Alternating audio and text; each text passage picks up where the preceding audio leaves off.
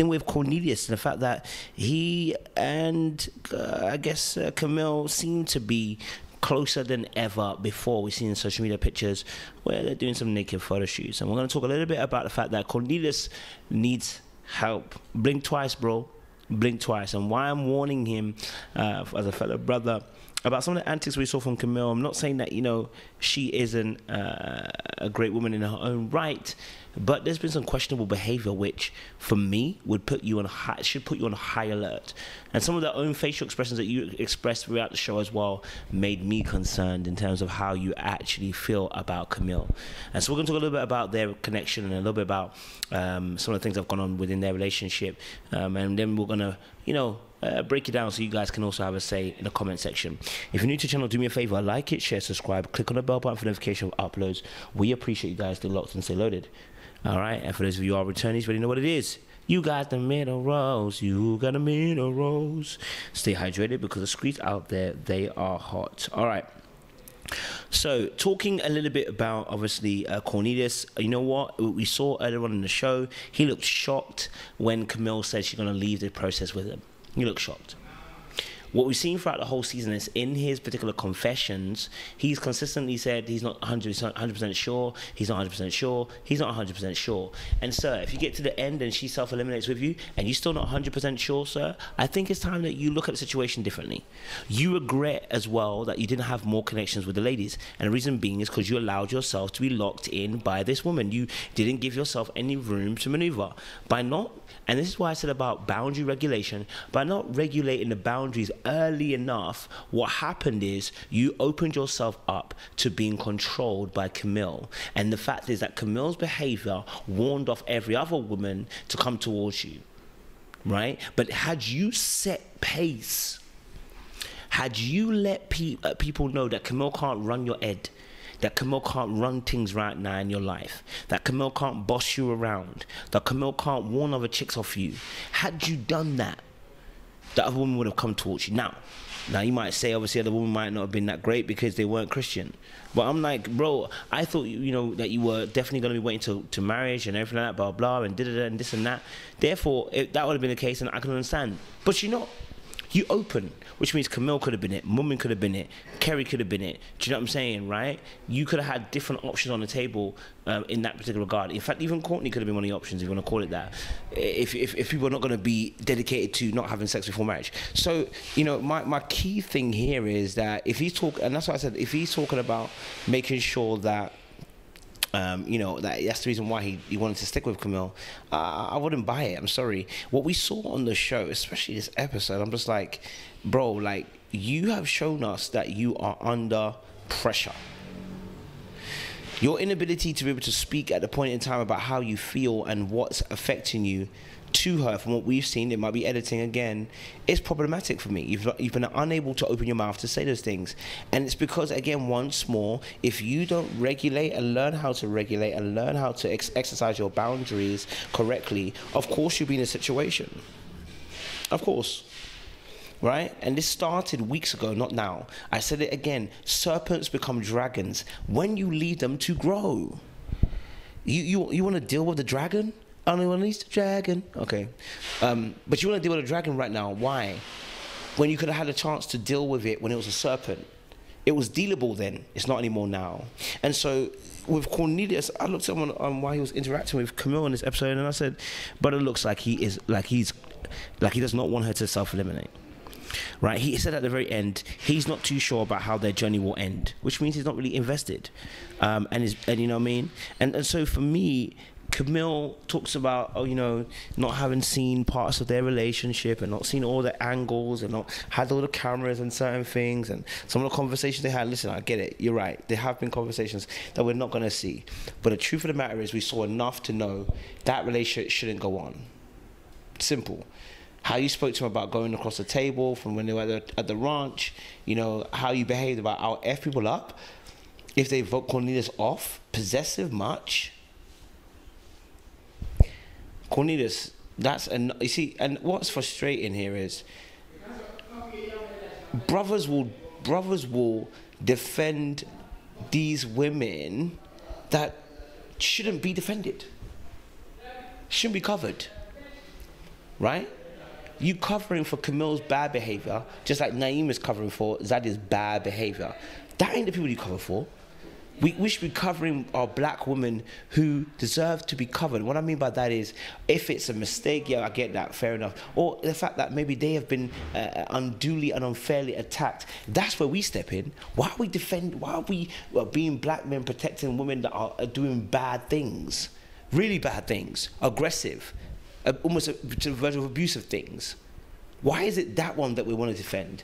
And what you'll notice about Cornelius and both Naeem is they both defended two people who executed very bad behavior. And both of them seem like they would be controlled by the female counterpart. No word of a cap. I know Naeem might not like that, and I can only say I'm sorry, but you're going to have to hear that. Like, I can't do anything about it. Naeem and Cornelius look like they are the ones that will get run over. So they obviously would choose somebody who's carrying more masculine presence, because it seems that they're more carrying the feminine presence, right? Doesn't mean they're females, bro. It just means about the fact that they don't execute good boundaries. They don't. It seemingly felt like they didn't lead very well, and are not strong in their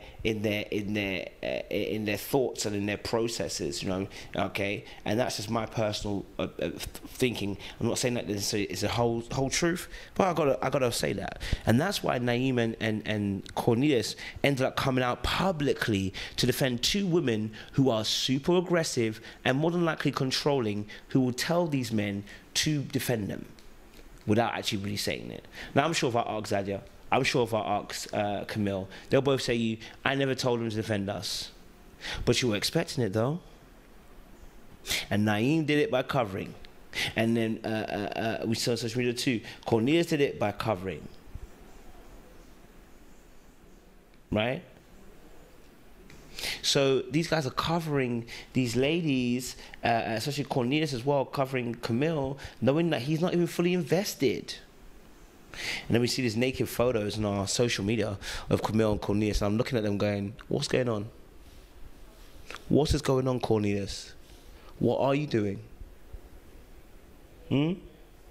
What are you doing? Why are we doing this behavior? Why are we naked, half naked, in fact, no, naked, the top half naked, doing photo shoots with one another? Can you imagine? You see, and so evidently, Cornelius hasn't learned his lesson. From what you saw at the pool, for what you saw in the trap house, or the trip of the house, should be enough for you to run for the miles, for the hills, but he doesn't. And it seems almost at points in time, sometimes, that they are glutton for punishment. But that's how it may be coming across because of what they are staying in. And Cornelius specifically staying in. I mean, I don't know, man. I'm disappointed when I see Cornelius. I'm like, bro, come on, regulate well. You know? The post I saw on, Cornelius's page, and I want to be very clear. People defend partners who are not good for them. I'll be honest with you, it happens all the time. I don't get gassed about them putting up a post, and saying how amazing they are. You know why? Because people defend bad partners all the time. They do it all the time. Right, so we've got a post here. Look what he says. FYI, not blinking or running, so tell your mama and them. Right, 100. Bro, do you know why we were saying you were blinking, bro? Because you're getting controlled. You see, some people can't see that. You know, one of the biggest things about an abusive relationship is that the person inside the relationship oftentimes can't see that they're in an abusive relationship.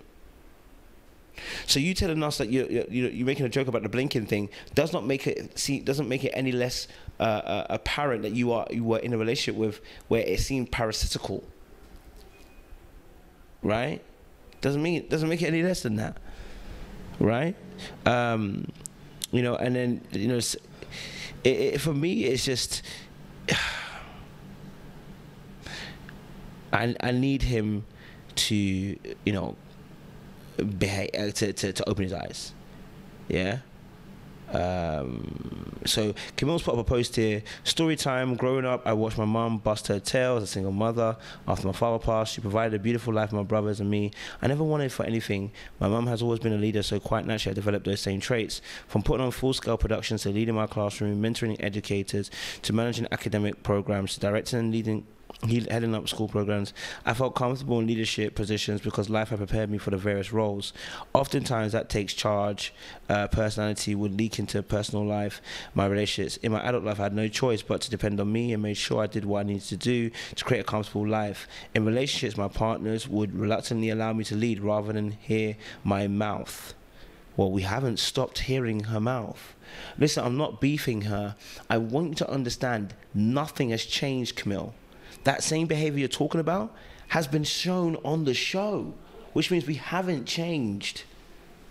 We need time to heal. Go on a bench and heal. I say it all the time. In my relationships, my partners would reluctantly allow me to lead rather than hear my mouth. Ironically, I really didn't want to lead in my relationships. I wanted to leave that role at work, but my partners allow me to do as I pleased. Why do you think? Because they're having to fight you, and you chose people who would rather allow you to lead than actually fight you. And there are many, and we're talking about specifically the black community. I don't want to talk about anybody else. Please hear me out. There's a lot of black women in this position. Yes, unconsciously, unfortunately, you've had to grow hard and strong your own entire life and be independent. But when you get into a relationship, you're messing it up because you can't switch it off. You're still in survivor mode. You know what I'm saying? You can't switch it off. And this is what Camille's given us, exactly what it is. You don't want to lead, but you don't know how to turn it off. And then you blame men for not being able to lead, but you don't even give them the room to lead. That's a separate video. We'll deal with that in a second. You know, she says, obviously, this experience has been life-changing for me for many reasons, and here's why. For the first time in my life, I was told, I got this, just trust me. For the first time ever, I was told, you are a representation of me, so get it together. For the first time ever, I was told, allow me to lead you. For the first time ever, someone has said, I see something is bothering you, let's pray together. I say all of this to say, God knows exactly what you need when you need it, and I needed this. Allowing men to lead doesn't make you weak or take away from the strength. It actually has empowered me even more as a woman. I know and I require a strong male, but no one who is loud and extra. I need quiet strength. I need a strength that respectfully lets me know, Camille, I got this. You can chill out. You know, listen, I rocks with this, right? And I appreciate that. Okay, I appreciate that. Here's my thing. Because Cornelius has gone through the process and seen what he's seen, and obviously I'm guessing maybe he's corrected things behind the scene and we haven't seen them, right? This more than likely potentially could happen again, the behavior from Camille. I keep saying this to people, like, there are certain behaviors that can be worked on in a relationship, and there are some that you need to go and sit on a bench and heal. No one's got to do loving through abuse. Like, we just don't want to have to do that, bro. And if Cornelius is willing to do that, it tells me also that I don't think he's fully healed. Because when you are healed, you don't want to be having to fight brokenness that shouldn't be fought. Look, we're all broken in some shape or form, but there's certain types of brokenness that you don't need to be going and staying in. This was one of them. This was one of them. I'm going to leave it there. Let me know what your thoughts are, guys, down below. I appreciate you guys. The lots loaded.